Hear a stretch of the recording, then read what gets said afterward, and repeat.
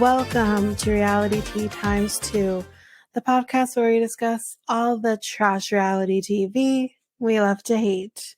I'm Tanika, and today we are going to be discussing Love is Blind, episode 3. And as always, there's nothing on top of the episode that we're going to discuss. We're going to just jump right into the episode. So, Season 5, Episode 3, Blindsided. So, we're back with the meeting, or the first meeting with JP and Taylor. So, they walk to each other, and they hug, and they kiss, and he gets down on a knee, and he asks if she will marry him, with the ring, of course, and she says yes. And they like to call each other Sugar Butt and Sugar. She calls him Sugar Butt. He calls her Sugar. It's cute. She loves the ring. And she tells him that she likes his face. And he does too. But they are definitely having some awkward silences between them. Which makes me worry. I'm not going to jump ahead, though. I'm hoping that it's just because they're not used to each other. They're used to talking to each other through the pods. It's the first time they're face-to-face with each other. So I think they just have to get into a groove of things. Hopefully they do. And yeah, that's what I think, personally. She says that she wouldn't have gone after him in the real world. Because the fact that he has a gap in his teeth. I didn't even notice he has a gap in his teeth, but apparently he does. And she says, that is really stupid. That is really stupid to not go after somebody because they have a gap in their teeth. Otherwise, everything else is fine, And she says, hell yeah, love is blind. So, yeah, that's that. So, Stacy knows that Johnny is Izzy's other girl. Then she reads a poem to somebody that she wrote for Izzy. This is Stacy. And of course, you know me, I have it. I have that the speech that she did. So let's get into it. It starts as this. Izzy, oh Izzy, the words you say sometimes puts me in a tizzy. So much so I need a cocktail filled with something fizzy. I'd rather stay in a pod with you than go take a whizzy. Even though you're busy, you still make me dizzy. I could be your Izzy Mizzy. Oh, Izzy, that's the end of it. The fuck? I mean, clearly she was well aware it was stupid. So that's great. So I'm not going to come in on you on that, but my goodness, the things you rhyme with Izzy, right? Anyway, so Izzy feels that his connection with Stacy has grown. She feels like her heart is pounding with him. So I think they're actually on a date right now. His biggest insecurity is for someone not to love him like he loves them. So he has some abandonment issues. Anyway, that's that on them. So Uche and Leah, they're on a date. She is going to open up about her weird things. She says that she likes to kind of like pinch the extra skin on the elbow. And he says the weenus. And she says, well, I like the weenus. And he says, I bet you do. So clearly, I don't need to explain, But yeah. Another one she likes is to eat Splenda packs and honey. So initially he's like, together? But no, she likes to eat them separately, but he still thinks this is weird. I agree. That's disgusting. Um, he's like, what are you, Winnie the Pooh? Ah, fuck. That's funny. That was good. She says, when you shower, I might sneak a peek. I would not only sneak a peek, I would, you know what, never mind. He says, not about Uche, not my own man. Anyway, continue. Let's continue. So he says that this won't be a free show. He says that he doesn't really have any weird things, but he likes to make things look, straight and perfect. So we're kind of seeing like these, quote unquote OCD things, which is not really an OCD thing unless you've been diagnosed with that. But yeah, he has these quirks, we'll call them. She says, I feel like you are painting a good picture because the fact that you're bringing it up, she pretty much says, is like, it's clearly worse than you're making it out to be. So, which I hear what she's saying. I get that. Anyway, so then we're back in the women's quarters and we see them doing the cha-cha slide with no music. But why do you need music, He said, slide to the left, slide to the right, crisscross. And if you're correct, if you're doing it as I'm saying the words. Okay? But that's what they're doing. And they're doing the drop it down to the ground, drop it down real low. How low can you go? Can you take it to the floor? Can you bring okay. So yeah. Just a side note though, completely off topic of the show. Anytime the cha-cha slide comes on, as a millennial, where the cha-cha slide was created in like when I was a kid, and anytime that song played in dances or whatever, you always did the cha-cha slide. This is my life. I am early 30s and went to a memorial dinner for my grandfather who passed away during COVID. And we never got, obviously, a proper funeral during that time because that's times we lived in. So we were finally doing a memorial dinner for him. This was a few months back. And Jamaicans, how we do things, we party. And that's what we do. So, we obviously have, the sentimental aspect of the dinner, but then we have the party, we dance, we have fun. And one of the songs that came on was the cha-cha slide. And y'all know I did the cha-cha slide. There's my dad there, my mom's there. They're not together, but they're there. We have the family and everything. And I'm just there doing the cha-cha slide like no one's business. Let's move on. So anyway, Milton says that he would propose to Lydia right now. They're kind of going back and forth between the men's quarters and women's quarters.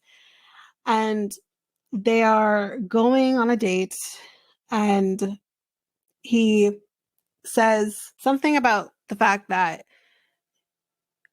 she's drinking Malibu rum, and he has like an issue because she's drinking Malibu rum. And I'm like, what's wrong with Malibu rum? I actually think Malibu rum tastes quite tasty. So am I trash? So he is a competitive Pokemon player, he says. Lord mercy.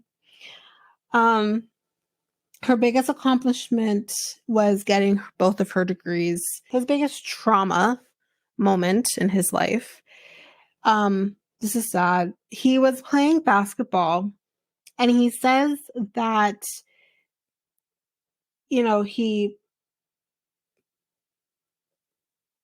I think he was trying to like shoot the basketball into the net, and he came back down, and then he ended up, and he realized that his back was hurting him. He said he was probably in like 8th or 9th grade when he kind of realized this. So the school ended up doing like an examination on his spine and said, you have scoliosis. Um, and they said that he was basically going into organ failure because of it. So he had the surgery, or he had to have the surgery in like 6 months from that time. Um, and that was probably his most traumatic experience, because as a child who's in eighth or ninth grade, so you would be about 13, 14, 15, depending on your birthday and which grade he was in. That's a lot for a child to be facing.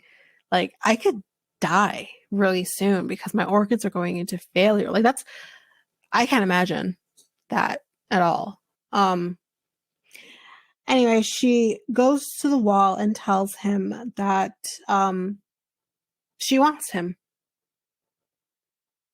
Okay. So next we see Johnny is going to on a date with Izzy. So he tells her the differences between his two connections. And he says that the connection with the connection he had with Johnny was instant. But then came Stacy. He says that she knows him well and they have fun. He says, she says, I had the same thing with Chris, but I wasn't in love with him. She felt secure with Chris, but she doesn't want that. She doesn't want to feel secure. She wants to feel not secure, I guess. She wants the fun and the excitement. She wants the danger aspect of it. She doesn't want, and that does not hold a marriage. I'm sorry. Like, that personally for me, like, I understand, like, you want the edge, but like, I don't know. I don't know. So she says, I know you're scared, but this makes sense to me. And you basically, like me, we make sense. And she tells him that it's him. And she'll always feel like, what if they don't choose each other? He says after engagement or marriage, it has to make sense for him. 100%. And I get that. I understand that because that's me.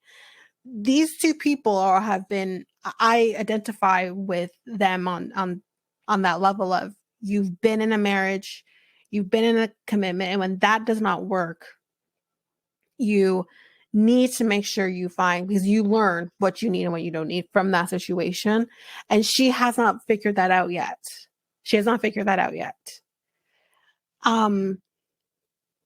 So he says, yeah, so it needs to make sense for him. He says she says, are you ending things with me? And he says, yes. And she gets up and she leaves, and she feels dumb for being with someone who isn't emotionally available. Well, I disagree here. I don't think it was so much that he was emotionally unavailable. You're in an experiment here where everybody's getting to know everybody. We're on season 5. We have seen that people create multiple connections with people, and they have to decide between those connections. It just so happens to be he is emotionally available. He's just not emotionally available for you. He's emotionally available for somebody else. That's just how this works. This is not like outside world, right? This is here. This is what this is. He's just grown with somebody else. But anyway, she tells the girls that he is picking his other choice, and his problems apparently will start when he is outside of here. So now she's just being bitchy, basically. Stacy is obviously hearing all of this, but she's staying completely out of it. They ask if she wants to talk to Chris now that she's broken things off with him. And she now questions if she did the right thing with Chris. No, you're not wondering whether or not you made the right decision with Chris. You're backpedaling. You're like putting your tail between your legs, being like, ooh, I made a mistake. Do you think like we could try, Like that's what you're doing. You're he's kind of doing what Colleen did in season 3. That's kind of what she's doing. Oh, so it didn't work with all these other connections that she had. So then she settles for the guy she does end up picking. And they are married, but I mean, I still want her to blink twice if there's a problem. But anyway, so yeah, I'm feeling that. I don't think Colleen was doing it to be malicious. I think though that Johnny is trying to be malicious a little bit here. So yeah, that's my problem with her. So Izzy and Stacy are on a date. And he tells Stacy that him and Johnny ended on a bad note. She is choosing to stay out of it. I think that is probably one of the most mature situations, especially after seeing how things turned out with like Zach, Bliss, Irina. I think that's the best way to handle things. Stay the fuck out of it. And I think that's also how with like Micah, Amber, and Paul as well.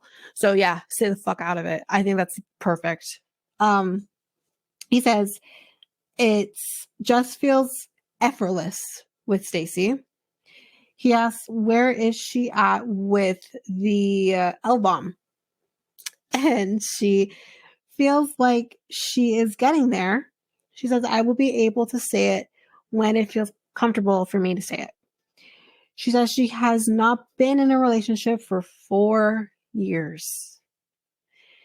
And she then says that her body is not made for this emotional stuff. Okay. All right. So next, Johnny and Chris, they are going to talk. He doesn't feel like feeling like a second choice. No one does, sir. Nobody does. I wouldn't want to be second choice either. I don't think you should be settling for that. But Uche says in front of Izzy, maybe she is regretting that decision and your second chance is what you need. Yeah. Okay. That is not at all what's happening. He's literally second choice. So the date with Johnny and Chris. She thinks that she got in her own head and she does want to pursue things with him after all. She just wonders if maybe, she's repeating a pattern with Izzy. Huh? And then she says, going to people who have emotional, immaturity or whatever, emotionally unavailable. It's kind of her word right now. That's what she's saying. Like he's like a regular pattern kind of in that sense because of that. And she then tells him he is the safe choice and that can be more boring. So this is the only truthful fucking thing she says to Chris because everything else is a fucking lie. But that's true. That is literally I think that's what we perceive as the truth because she did say that to Izzy. So now she's saying it to Chris too. And I'm thinking to myself, ma'am, if you're trying to manipulate this man to go back to you, maybe don't tell him the truth. Maybe tell him, like, listen, I don't even know. You know what? Don't even say any of this. Don't say any of this. Leave it. Cut it out. Don't say it. Like, I was literally sitting there like, are you stupid? Like, anyway, he says that he was emotional. He says it hurts to hear he is not exciting because he doesn't think that that's the case for him. He thinks he isn't boring. Of course he doesn't think he's boring. And I don't know the man. Maybe he is boring, but yeah, I mean, we don't know a lot about him, honestly, besides what we did learn in the last episode. but which is not about him. It's unfortunately a horrible experience he went through. But I don't know. And she doesn't really know him either. Anyway, um he wants to feel like he is someone's first pick. And obviously he is not somebody's first pick. He then says, "Why did you do this?" He says, "I want to be with you." And he says he trusts her and cares about her, but he does need to think about it. And I think that was probably the best decision he made. So going back to the quarters, the men's quarters, he's all fucked up, y'all. So Izzy tells him, she says she always picks the safe guy. That is not what she said to Chris. That is not what she said to Chris, right? And but that she's not in love with him. Chris says she told me the same thing but opposite, that she always picks like the emotionally unavailable guy, the not so safe choice, which in that case would have been Izzy. So she says that she wants nothing that's like not so safe and more excitement or whatever. So it's coming out that this person is telling both of these men the same fucking thing. She's tailoring what she needs to say to both of them so that they both feel secure. They, both feel secure in her relationship with them. She's a manipulator. And I need to rethink who I like, because last season I liked Arena until that quickly changed. This season I liked both Johnny and Lydia initially until that quickly changed. I need to rethink who I like initially. So then the last thing to talk about, Uche and Aaliyah, they're on a date. And he's gifted her a journal. And on the first page of the journal, he wrote a poem for her. So this I did not write down, but whatever. If you want to hear the poem, watch maybe the last few minutes of episode 3 and you can hear the poem if you didn't watch the episode. So he says he has to tell her something. And he says that he hasn't been completely honest. You don't say, sir.